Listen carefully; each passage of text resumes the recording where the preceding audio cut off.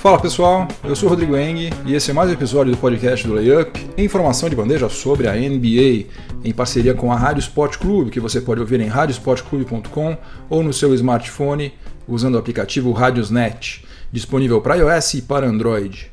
Esse é o episódio número 135 do podcast do Layup, que está sendo gravado na tarde do dia 29 de novembro de 2018. E os assuntos de hoje vão ser os seguintes. No primeiro período eu vou falar sobre a contratação de Kyle Korver pelo Utah Jazz.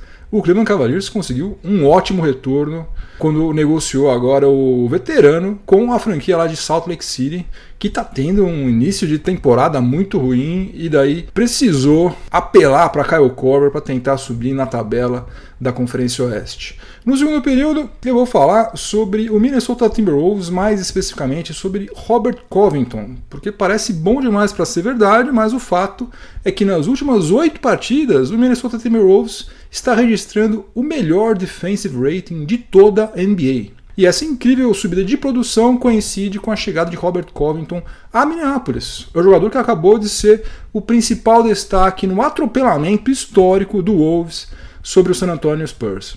No intervalo, no quadro Máquina do Tempo, nós vamos voltar até o dia 28 de novembro de 2012, quando uma sequência histórica que vinha sendo construída por Rajon Rondo chegou ao fim.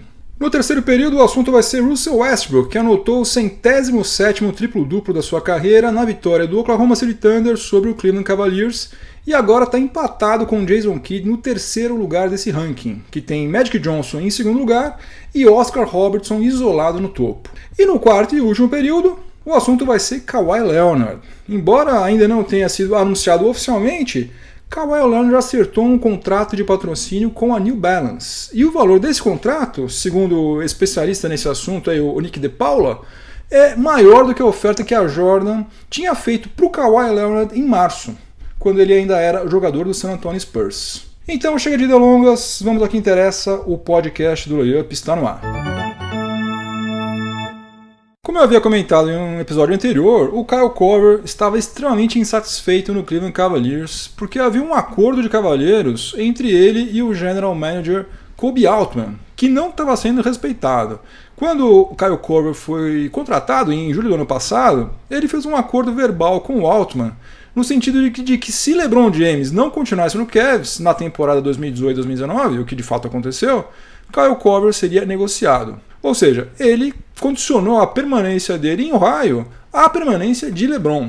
Só que o tempo foi passando, praticamente 5 meses, e nada do Kyle Korver ser negociado. Mas aí a sorte sorriu para o general manager do Cavs e para Kyle Korver também, que finalmente está saindo de Cleveland, que era o que ele desejava, né? O Jazz está fazendo uma campanha muito abaixo do que se esperava. O Utah Jazz ocupa hoje apenas a 13ª colocação da Conferência Oeste, sendo que na temporada passada acabou a fase regular em 5º lugar. E agora, veja só, está em 13º. E hoje o Jazz tem o terceiro pior aproveitamento nos arremessos de fora do perímetro de toda a NBA.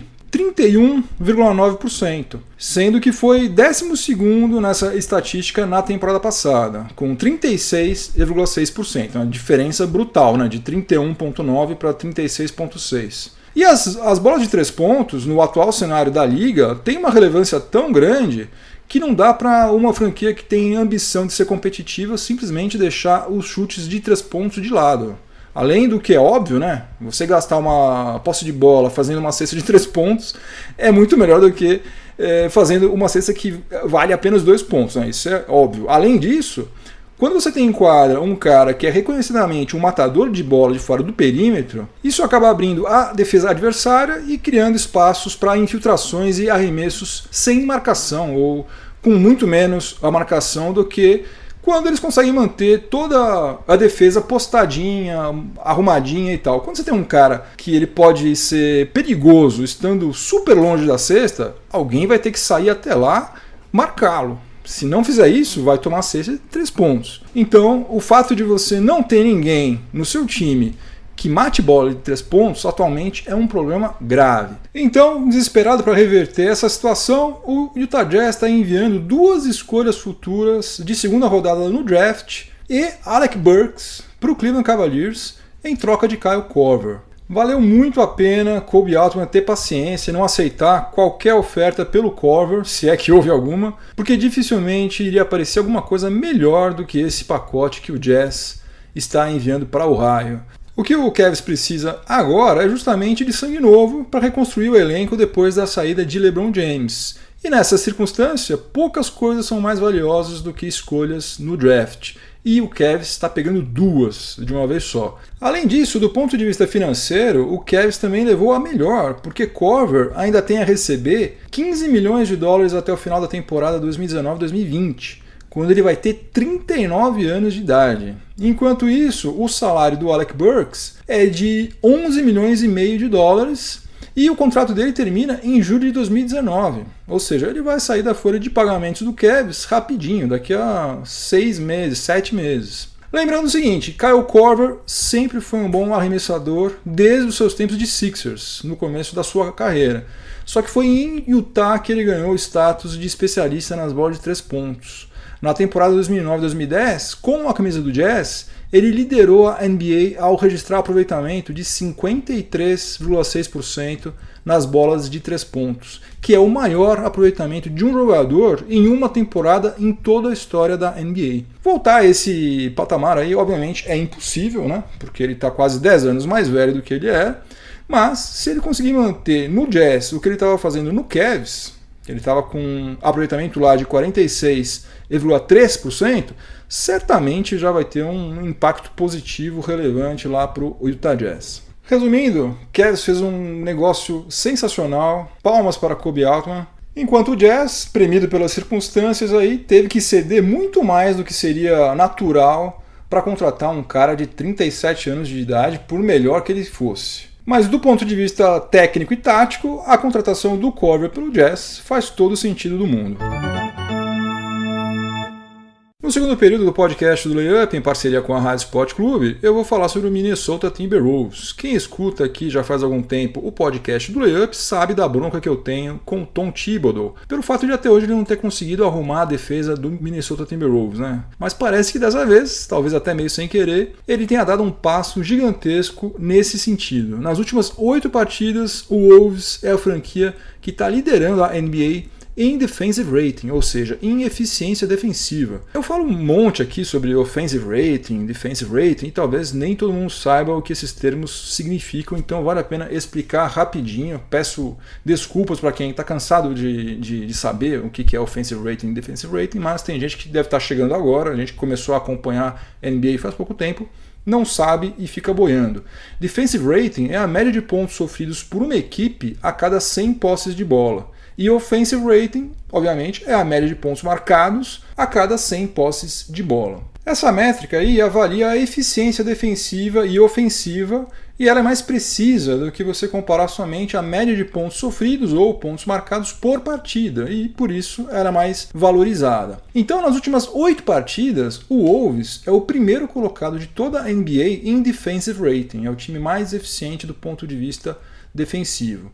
É verdade que nesses 8 jogos o Wolves atuou 6 vezes em casa e apenas 2 vezes fora. E também enfrentou 5 times que estão com campanha negativa. Mas, de todo modo, foi uma melhoria meteórica, né? E que coincide com a chegada de Robert Covington a Minneapolis. Covington foi incluído naquela troca que levou Jimmy Butler aos Sixers. E ele tem sido o ala titular do Wolves desde então. Como o Tibbs é aquela típica mula empacada, né? Ele não mudou uma vírgula no plano de jogo dele, dá pra gente colocar na conta do Covington essa evolução do Wolves no setor defensivo. O que é um negócio meio maluco, né? Você pensar que o jogador sozinho tenha conseguido produzir um efeito tão positivo assim quase que imediatamente. E na última partida que o Wolves venceu, agora na terça-feira, que foi um atropelamento histórico sobre o San Antonio Spurs, o Robert Covington foi justamente o jogador mais importante desse jogo. Ele foi o cestinha com 21 pontos, 9 rebotes, 1 roubo de bola e 1 bloqueio. E, disparado, o que é mais incrível de tudo, ele teve plus-minus de mais 44 em praticamente 31 minutos de quadra. Ou seja, é como se enquanto ele estivesse em quadra, o Wolves tivesse vencido por 44-0. Né? Esse aí é o maior plus-minus de qualquer jogador do Wolves desde o dia 8 de novembro de 2001, quando o Wolves massacrou o Chicago Bulls por 127-74, né, que foi a maior lavada que o Bulls já sofreu na sua história. Nesse jogo aí, teve jogador aí com plus-minus acima de 50. E nesse passeio do Wolves sobre o Spurs, o Covington foi o marcador primário em 8 arremessos do San Antonio Spurs. E só 2 deles foram convertidos, um pelo DeMar DeRozan e um outro pelo Marco Bellinelli. Todos os outros 6, quem tentou arremessar contra ele errou. O Robert Covington, às vezes ele pode ser um nó cego nos arremessos, né? Outro dia mesmo ele tentou um caminhão de chutes, errou quase todos, né? Uma tragédia. Agora, marcando, de fato, ele faz a diferença, né? Vamos ver se o desempenho defensivo do Wolves continua bom assim nas próximas 5 partidas, que vão ser contra Celtics, Rockets, Hornets, Trail Blazers e Warriors.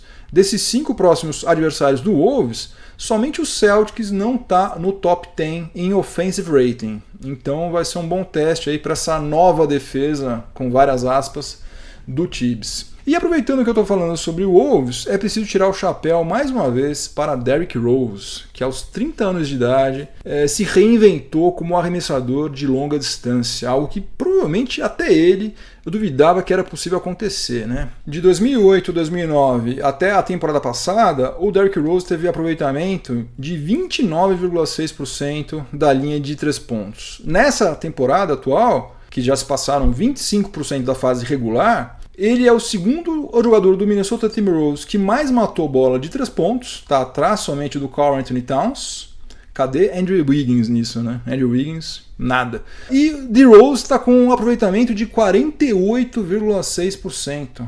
Ele passou de 29,6% durante a carreira dele inteira para 48,6% agora, que é o 4º melhor aproveitamento de toda a liga, de acordo com as estatísticas oficiais da NBA. Simplesmente fantástico. E para encerrar este segundo período, uma nota rapidinha sobre o San Antonio Spurs. E quando a gente fala do Spurs, ultimamente não é para falar de coisa boa. E, mais uma vez, não é para falar de coisa boa mesmo. O Pau Gasol atuou pela última vez no dia 4 de novembro. Ele ficou fora praticamente durante todo esse mês que está acabando, por conta de uma contusão no pé. Como ele não melhorava nunca, foram investigar mais a fundo, descobriram que ele sofreu uma fratura por estresse, que é muito comum nos caras grandões, pivôs pesadões. E agora ninguém sabe quando que ele vai poder voltar a jogar, o que só torna a situação do San Antonio Spurs mais complicada do que já está nessa temporada. Hoje é dia do quadro Máquina do Tempo, aqui no intervalo do podcast do Layup, em parceria com a Rádio Sport Clube. E a nossa Máquina do Tempo vai fazer uma viagem curtinha dessa vez, vai até o dia 28 de novembro de 2012.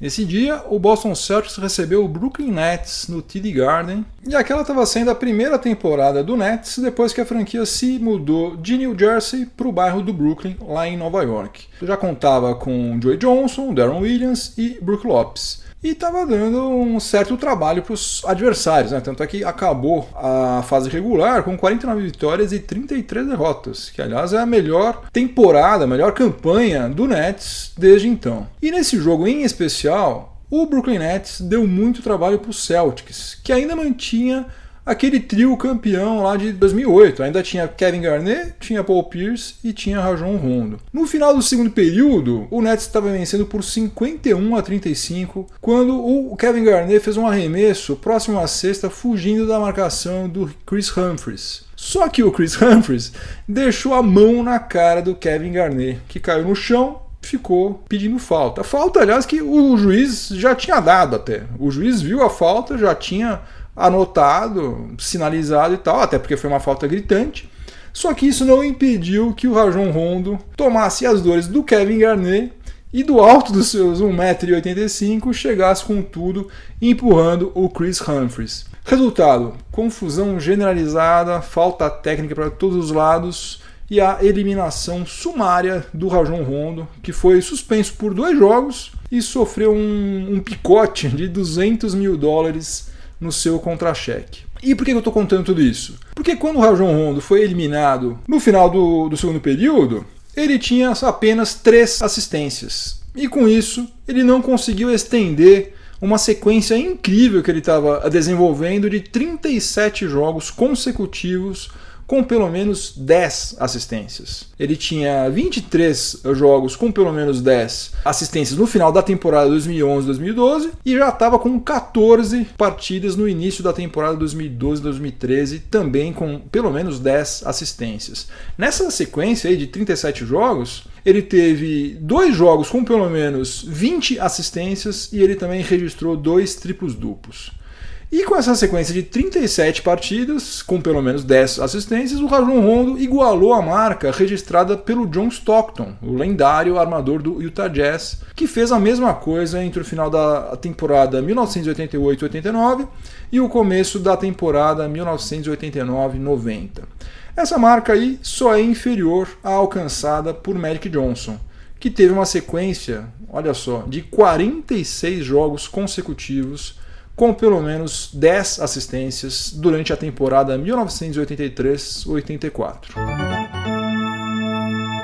No terceiro período do podcast do Layup, em parceria com a Rádio Sport Clube, eu vou falar sobre Russell Westbrook. Na terça-feira passada, o Oklahoma City Thunder recebeu o Cleveland Cavaliers e depois de passar um pouco de perrengue no primeiro tempo, virou e acabou vencendo com uma certa facilidade, venceu por 100-83.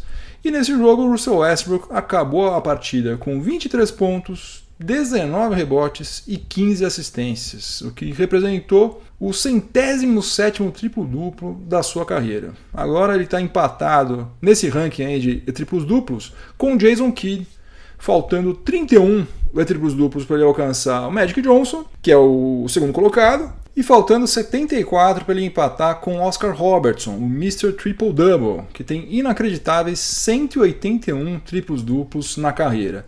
Jason Kidd precisou de 1.234 jogos para anotar 107 triplos duplos, enquanto Westbrook alcançou essa mesma marca em 760 partidas, ou seja, em 474 jogos a menos do que Jason Kidd. Certamente o Westbrook vai passar a Magic Johnson e talvez também passe Oscar Robertson, né? Ele acabou de fazer 30 anos de idade, na pior das hipóteses vai jogar até uns 35 anos, e nas últimas 5 temporadas ele tem colecionado vários triplos duplos, né? Foram 11 em 2014-2015, 18 em 2015-2016, absurdos 42 em 2016-2017, quando ele quebrou, né, aquele recorde do Oscar Robertson em uma única temporada, 25 na temporada passada e 3 na atual até agora, né? Se ele mantiver esse mesmo ritmo, ele vai acabar 2018-2019 com mais 12 triplos duplos no seu currículo. O Russell Westbrook é um cara que produz emoções conflitantes tanto nos torcedores do Thunder quanto em quem apenas gosta de NBA e acompanha os jogos todos, né? Todos que a gente consegue, pelo menos. Eu confesso que, mesmo sendo torcedor do Lakers, eu já vibrei com as atuações dele e também já fiquei full pistola com essa mania que ele tem de querer decidir tudo sozinho a qualquer custo. Outro dia mesmo, contra o Denver Nuggets, ele que estava vindo tão bem, ele teve uma recaída e entrou nessa de ficar chutando todas as bolas que caíam na mão dele, né? Ele matou 6 bolas de 23. Aproveitamento só de 26,1%, um verdadeiro desastre, né? Nem preciso dizer que o Thunder acabou perdendo esse jogo, que foi disputado em Oklahoma City, contra um time que é adversário direto do Thunder na Conferência Oeste, né? Era um jogo que o Thunder deveria vencer, né? Deveria ter feito tudo o que era possível para vencer. Acabou perdendo por pouco, mas perdeu, e nesse caso aí, nesse jogo em particular, o Russell Westbrook pisou na bola. Ele já ajudou a ganhar muitos jogos, mas de vez em quando ele dá umas dessa. Eu sinceramente duvido que até o fanboy mais aficionado pelo Russell Westbrook veja algum sentido nisso que ele faz. Não sei por que ele continua fazendo isso. E entre temporada, sai temporada, o Billy Donovan nem tenta fazer nada para que isso pare, né? Acho que ele já percebeu que se ele tentar entrar em algum tipo de batalha com o franchise player que tem um contrato de 200 milhões de dólares, ele vai se dar mal, né? Vai perder o emprego dele rapidinho. Agora, quanto aos triplos duplos, embora de fato ele tenha cavado estatísticas, né, principalmente em 2016 e 2017, a mim, pelo menos, não me incomoda o fato de que ele colecione 150, 200, 300 triplos duplos ao longo da carreira, né? Porque isso aí claramente funciona para ele como uma motivação. E um dia que o cara pontuar, pegar rebote, fazer assistência for algo ruim, é porque o que está sendo jogado não é mais basquete, é um outro esporte que não tem nada a ver com esse que a gente acompanha atualmente. Um cara que pontua, faz assistência, pega rebote, que nem um maluco, pode estar usando a energia dele talvez de uma forma não muito inteligente, não muito útil, né? Poderia estar fazendo as coisas de uma outra forma. Mas não dá para criticar um cara que está jogando basquete nesse nível. O cara é um monstro. O cara é fora de série, futuro Hall of Famer, sem dúvida alguma. O único problema vai ser ele conseguir conciliar essa fissura que ele tem por recordes individuais com o título da NBA, que é certamente a única coisa que ainda falta no currículo dele. O resto, a gente não pode falar mais nada sobre Russell Westbrook. O cara já é uma lenda. No quarto e último período do podcast do Layup, em parceria com a Rádio Sport Clube, eu vou falar sobre Kawhi Leonard. Se alguém achava que a carreira dele ia entrar em parafuso depois de passar uma temporada longe das quadras e depois de ser transferido para o Canadá contra a sua vontade, né? Pelo menos ao que tudo indica, ele não tinha a menor vontade de jogar no Canadá, quem achou isso achou errado. Ele está indo muito bem, ele está bem fisicamente, está bem tecnicamente, está com média de 24,3 pontos por partida, que é a segunda maior média da sua carreira, está com média de 8,3 rebotes, que é a maior média da sua carreira, e 3,1 assistências por partida. Ele é o principal pontuador e, por que não dizer, também é o principal jogador da equipe que está fazendo a melhor campanha da NBA até agora. O Toronto Raptors não apenas é o líder da Conferência Leste, como também tem a melhor campanha de toda a NBA, com 18 vitórias e 4 derrotas. E aqui vou fazer um parênteses para falar de uma métrica bem antiga, mas que eu não conhecia até outro dia e me pareceu muito interessante. O Toronto Raptors lidera a NBA também no saldo entre vitórias como visitante e derrotas como mandante. Ou seja, você pega quantas partidas o time venceu fora de casa e daí subtrai o número de derrotas que ele sofreu jogando em casa. O Raptors ganhou 9 vezes na estrada e perdeu somente 2 vezes em Toronto até agora, o que dá um saldo de 7 jogos, que é disparado o maior de toda a NBA. E essa é uma métrica cuja invenção, digamos assim, é atribuída ao Pat Riley. E historicamente ela tem apontado a franquia com mais chances de terminar a fase regular com a melhor campanha. Então, por todos os lados que você olhar, a ida do Kawhi Leonard para Toronto tem sido extremamente bem sucedida. E um outro aspecto da carreira dele, que também estava gerando especulações de que talvez ele teria se dado mal quando foi negociado com o Toronto Raptors, pelo visto, está indo otimamente bem também. Em março desse ano, o Kawhi Leonard recusou uma renovação contratual com a Jordan, marca de tênis, né, que é subsidiária da Nike, no valor de 22 milhões de dólares por 4 anos. Apesar dele ser um craque, ele não é o tipo de jogador carismático como LeBron James, James Harden, Kyrie Irving, né? Esses caras aí têm uma legião de fãs ao redor do mundo. Kawhi Leonard é um cara super tímido, reservado pra caramba. Ele não tem presença em mídias sociais, né? Parece que, eu não fui conferir isso, mas parece que ele nem tem conta no Instagram, né? Que é uma coisa impensável para alguém que quer vender tênis.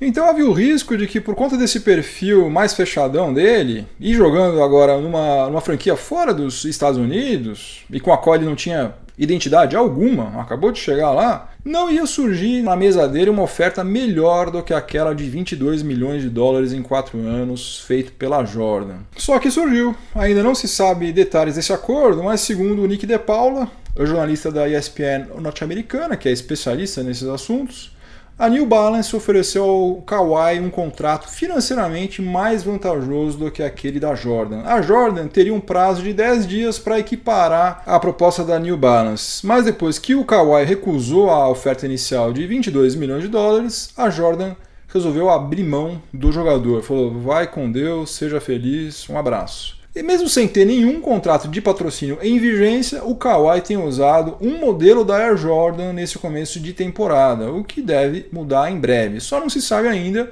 se o tênis da New Balance que ele vai começar a usar vai ter a assinatura dele ou não. Caso tenha, isso vai aumentar ainda mais a rentabilidade do contrato dele, né? Quando o cara tem tênis com assinatura, ele ganha ainda uma porcentagem um pouquinho acima ainda de cada tênis vendido, porque o nome dele está associado ao tênis. A New Balance está tentando reconquistar uma parte do mercado de tênis de basquete, o que não é nada fácil, né? Porque ela ficou décadas, literalmente décadas, fora do mapa, e hoje a Nike, a Adidas e a Under Armour nadam de braçada, né? Vamos ver se esse investimento alto que eles estão fazendo no Kawhi Leonard vai render frutos e principalmente se os modelos, né, vão cair no gosto da molecada, que é justamente quem mais gasta dinheiro com tênis. Eu, quando era moleque, já falei sobre isso aqui, o meu sonho de consumo era o tênis New Balance do James Worthy.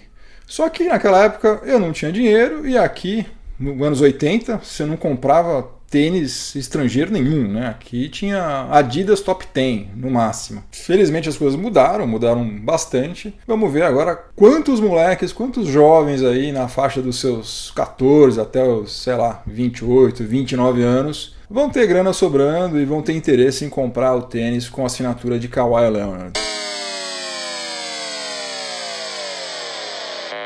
Game over, acabou mais um episódio do podcast do Layup, espero que vocês tenham gostado, obrigado pela companhia. E eu vou deixar minha trilha sonora para o final de semana, que eu sempre recomendo aqui no episódio que fecha a semana. Eu deixo uma música aqui para, quem sabe, né? Eu não estou querendo catequizar ninguém, longe de mim, cada um tem o seu gosto musical. Mas, se você tiver a fim de ouvir alguma coisa diferente, não sabe o que ouvir, está meio perdido, eu sempre deixo uma recomendação.